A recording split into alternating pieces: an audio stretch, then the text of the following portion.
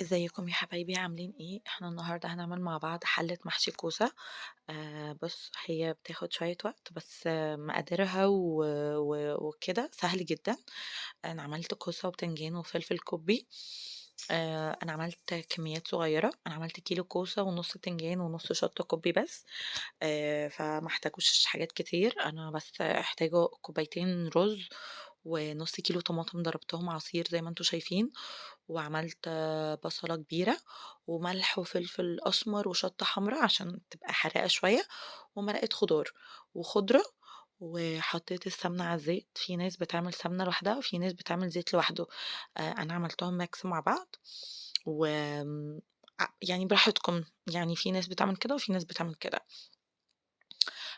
جِبت حلة كده على النار وحطيت السمنة والزيت مع بعض، وهاشوّح البصل تشويحة بسيطة أوي، هاخلّيها يعني لونها بامبي كده هادي، مش هاحروقه يعني، فاهماني؟ وبعد كده هاحط نُص كيلو الطماطم اللي هو العصير.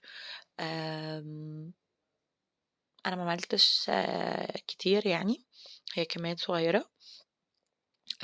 كفّتني أنا وجوزي، اتغدينا واتعشينا، يعني اتغدينا واتعشينا. المهم يا رب يكون الفيديوهات بتاعتي بتعجبكم وبتوصل لكم على طول. أتمنى إن أنتم تعملوا سبسكرايب وتفعلوا الجرس عشان كل ما أنزّل حاجة تيجي لكم في الnotification إن أنا منزّلاها جديد، و وتشيّروها عشان توصل لكل حبايبنا يا رب. أنا هنا حطيت فلفل أسمر، حطيت ملح، وهاحط حتة من هريسة الشطة. في ناس ما بتحطش هريسة الشطة دي خالص، يعني دي حاجة اختيارية عشان ما تبقاش حراقة. في ناس الناس الكبيرة ما بيقدروش على الحاجات الحراقة دي. ودي حطيت مرقة خضار. هاسيب بقى الطماطم تتسبك زي ما انتم شايفين كده، بما انها طلعت الإيدام كده يبقى كده استوت خلاص.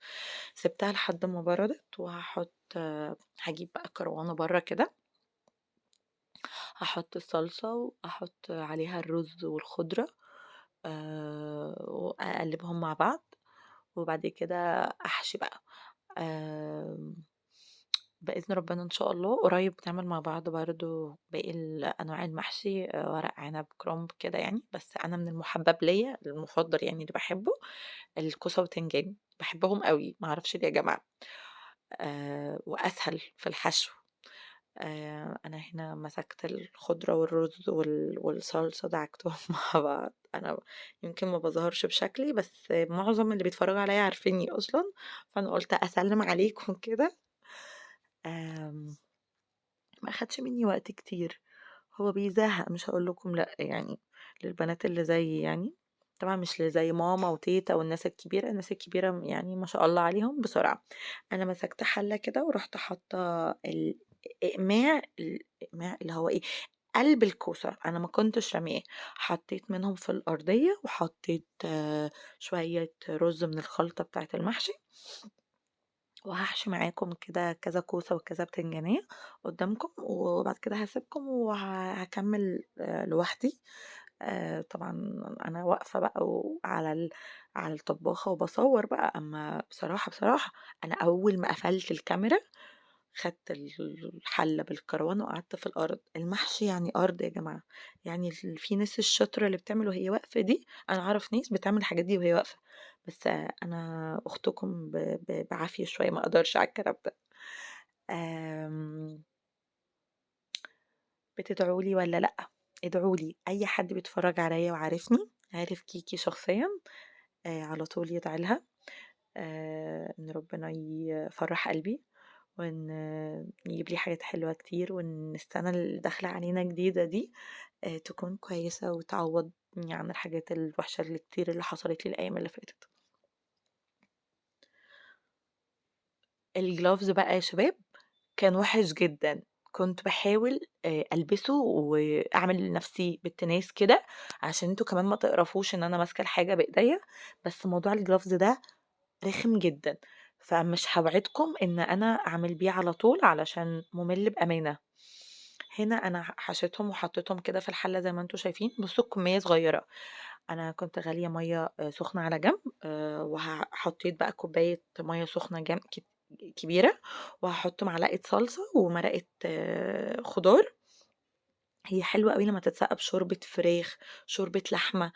طبعًا أنا ما كانش عندي وكده، فأنا حطيت مرقة خضار وفي زي ما أنتم شايفين كده، وهاقلّبها ونقطة فلفل أسمر، وهاصُبّها كده على المحشي.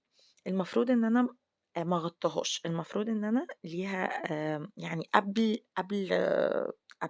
السطح كده بحاجة بسيطة مع المَيّة. أنا بيتهيأ لي أنا زوّدت المَيّة شوية، بس هو ما كانش بالنسبة لي وِحِش، أنا حبيته أوي وأكلته وكان طعمه زي القمر وزي الفل. أنتم شايفين المَيّة؟